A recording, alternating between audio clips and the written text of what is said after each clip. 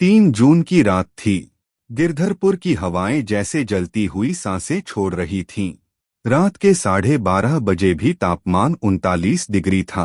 लू जैसे दिन की गर्मी अब भी दीवारों में बंद थी।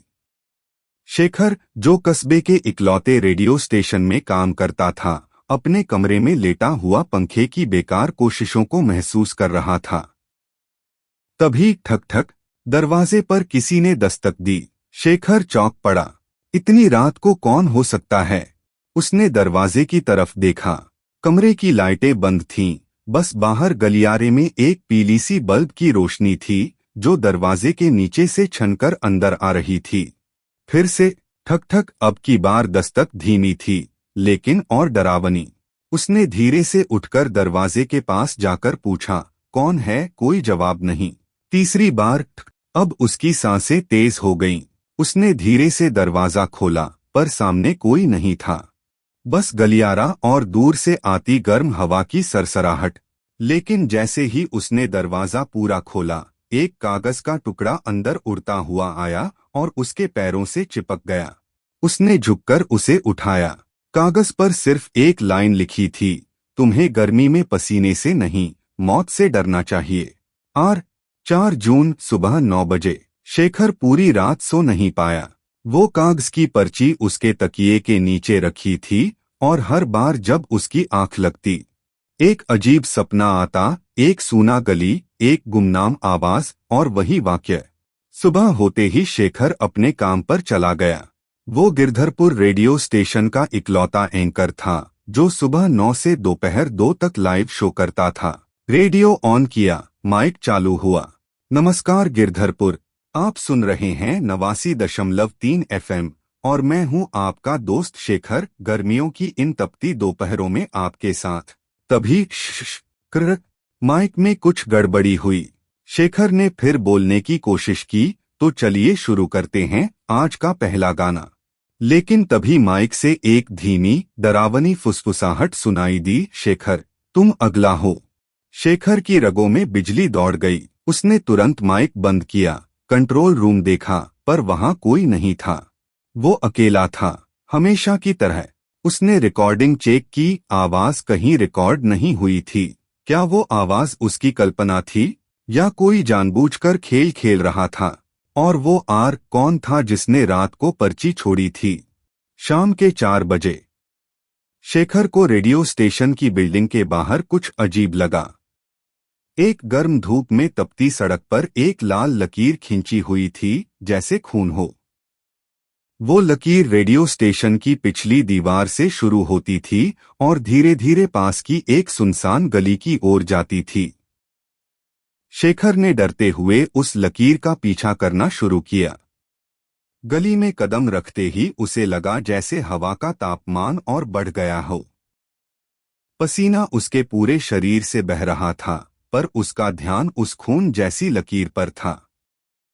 गली के अंतिम मोड़ पर पहुंचते ही वो लकीर अचानक गायब हो गई। लेकिन वहीं एक पुराना लोहे का दरवाजा था। दरवाजे पर जंग लगे ताले के ऊपर एक और चिटकी हुई पर्ची चिपकी थी। बहुत दूर मत जाओ, शेखर। ये गर्मी आखिरी हो सकती है। शेखर ने उस लोहे के दरवाजे को छूने की कोशिश की, लेकिन ताला बुरी तरह गर्म था।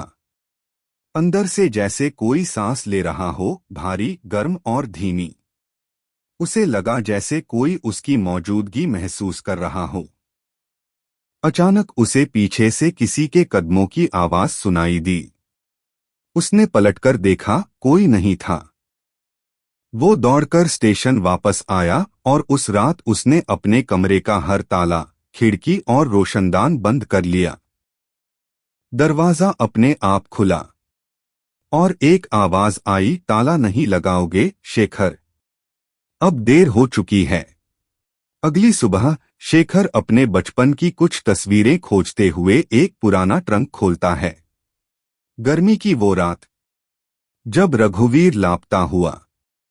कोई नहीं जानता उसने क्या देखा था उस पुराने मकान में, पर मैंने देखा था उसकी आंखों में मौत का डर। रघुवीर, उसका चाचा। जो अचानक 22 साल पहले गायब हो गया था।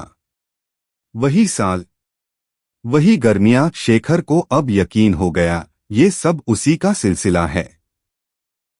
शेखर अब उस पुराने स्कूल की तरफ जाता है जहां से रघुवीर आखिरी बार देखा गया था। वहां की एक टूटी दीवार के पीछे उसे एक पुरानी तस्वीर मिलती है। एक क्लास फोटो जिसमें आखिरी पंक्ति में एक चेहरा धुंधला है। उस पर सिर्फ एक अक्षर लिखा है, आर।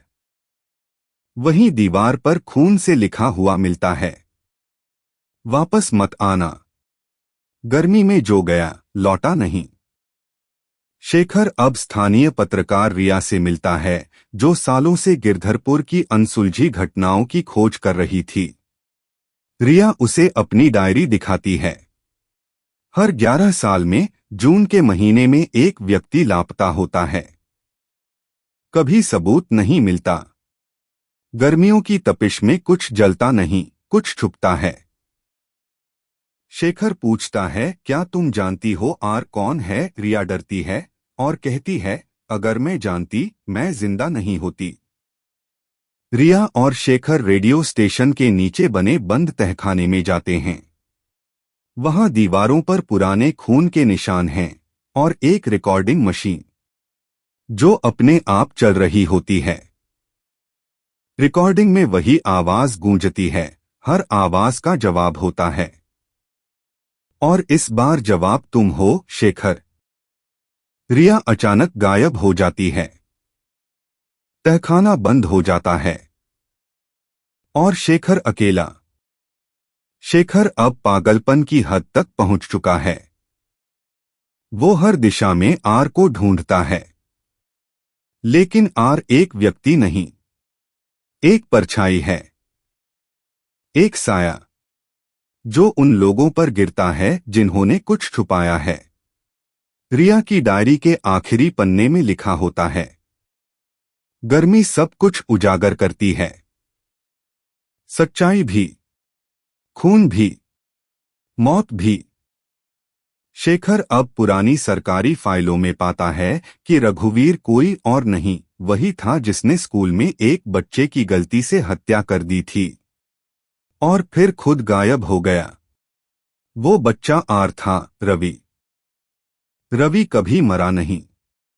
वो छुपता रहा, बड़ा हुआ और हर 11 साल में उन लोगों को खत्म करता गया जो उस घटना से जुड़े थे। अब बारी शेखर की थी, क्योंकि उसकी मां ने उस बच्चे को बचाने से मना किया था। गर्मी की एक और रात। रेडियो पर एक आखिरी आवाज, अब कोई आवाज नहीं आएगी शेखर। अब सन्नाटा बोलेगा।